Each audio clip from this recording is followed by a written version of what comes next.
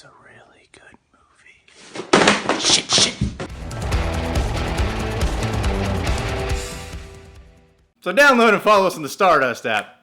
Ain't a product placement video for them. That was from the app, so. Just wanted to say, So hey. we're going to talk about A Quiet Place. Reason to see, number uno, directing and sound design. Never have I seen a movie, I'm sure I have, but this is one of those few where sound design is such a crucial element to the film. The way it's all toyed with in this movie. You essentially got 3 elements of sound design in this movie. The one very quiet atmosphere in the film when you're just cutting around on any of the characters or following any of them.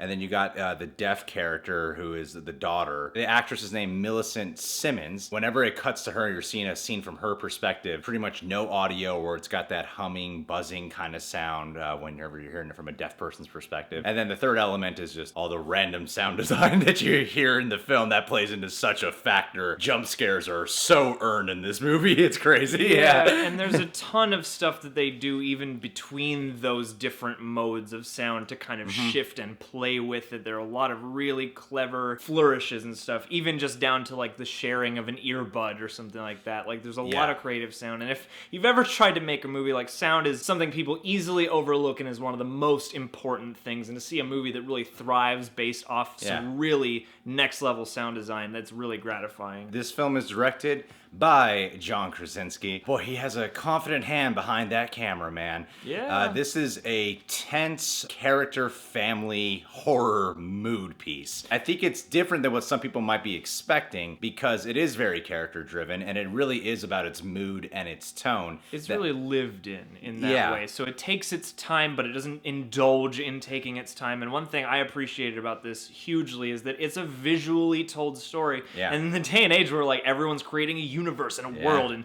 dumping exposition on you, it was so refreshing to watch a story that was clearly mapped out. Like they'll have 2 or 3 shots in one fluid camera motion. You're watching the actors really emote. You have to pay attention to all visuals around you. Reason to see number 2, the cast. John Krasinski is funnier in this than he has ever been. License to Wed has nothing on him in this movie. All those shots over the top of his desk while he's going like...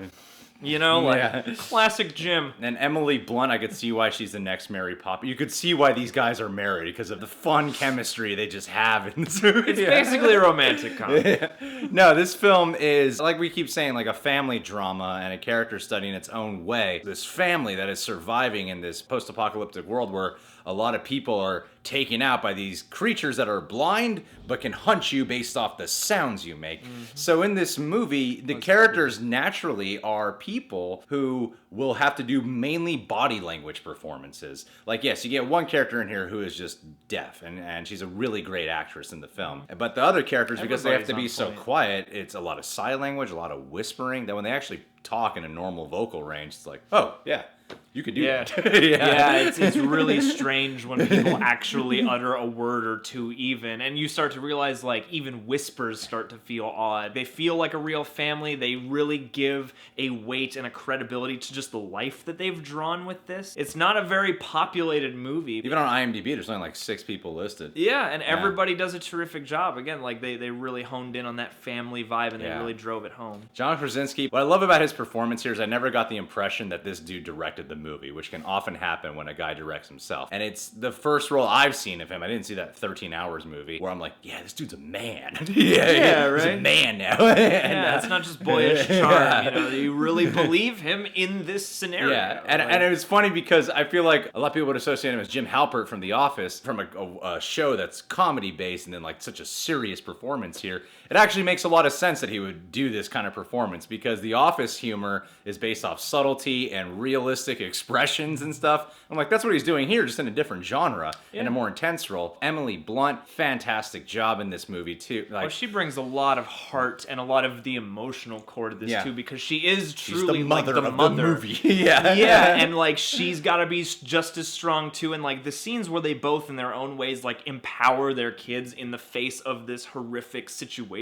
they're all trapped in. You'd think that they were a real family. And the kids are all really good too. All around around, they all do this great job of internalizing a lot and emoting primarily through body language and facial expression and lack of dialogue. So kudos to all the actors. Reason to see number 3, the designs. The designs in this movie, I did see a headline about John Krasinski changing the design creatures in like post or something like that. It's not an all-out creature feature, like, No. ooh, let's get right up in it and, like, you know, really show you how gooey it all is. But there's definitely a unique creature, and they established very early on in the movie that these creatures are blind. They work by hunting people off sound, and you get a really good insight into what they look like. Yeah, and I love the design that they went with. I don't want to say anything about it, but it is a unique and horrifying creature. Especially on the close-ups. Like, the close-up shots, like, whoa, that looks really cool. My only next level effect I would have preferred is if they were able to do it practical, but as it stands for CGI, it looks very realistic, and it looks pretty damn good. And they used it smartly, and even beyond that, just the whole movie, the world they live in, just their home, the different things they've done to soundproof, and the different ways they get around.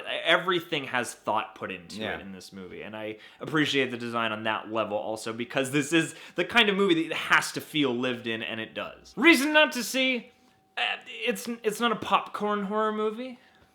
Because we're the filmmaker gurus. You wouldn't appreciate an artistic horror film. I went to school. That's not what we're trying to communicate. Yeah. But it is easy to maybe be misled, again, like by a tomato meter score and by people just hyping and going, oh my god, it's so intense. Yeah. You know, you might be expecting like a mile a minute with the scares and the, you know, terrorizing of this family. Because in no way is the trailer actually misleading. I think what it doesn't set you up for is that this is going to be a very deliberate paced movie, and it's going to be a family drama as well. Yeah, you know? it's going to earn its scariness by the end. But it's not like, what was that one movie that pissed off everyone with Joel Edgerton? Oh, it comes at night. Yeah, where you're like, there's nothing. Like, yeah. It's like the elements that you see in the trailer for this movie, they're in this movie. Mm-hmm. It's just there's a whole lot of extra stuff in here that I don't think audiences are really going in for, but that's what makes it such a good film.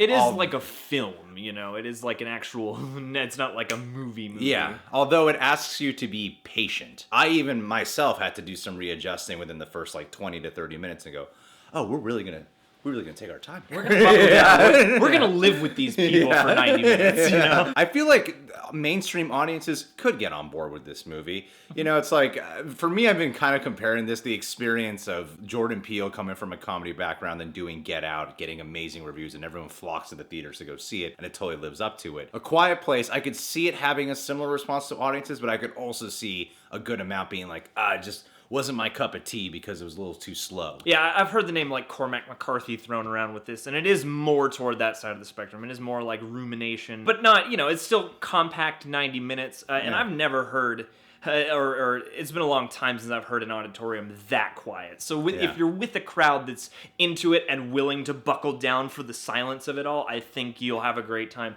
If you want to check your phone and get rowdy, I think you'll be bored pretty quick. If you're that dickhead or bitch who likes to go on her Facebook or his Snapchat during a movie this far out from your face, the brightness all the way up. Then please don't go to the theaters. Just in general, don't go. But especially not this movie. Yeah, I feel like we a lot of times we do these consensus on films, and I don't really feel like we need an actual consensus. It's pretty obvious. 2 stars! There's really no reason not to see this movie. I found out before shooting this that John told me it's PG-13. I've been under the impression this entire time, even while watching the movie, it's rated R. Especially because there's one specific moment where I was like, whoa, I didn't see that coming. And it was pretty violent. Yeah. For everyone, go check this movie out. Definitely. It's just a well-made film, and it's more of a suspenseful thriller in terms of what the horror elements are. Yeah, it's still a horror movie, but it's not like you're gonna be haunted at night by it. Oh yeah. There's just tons to appreciate. And everything, everything's firing on all cylinders, you know.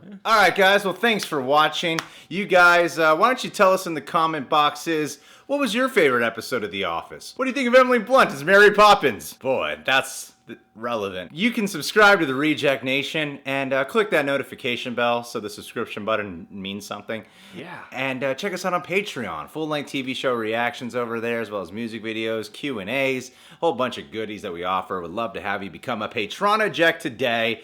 And yeah, that's right. Follow us on the Stardust app because we do use that bad boy.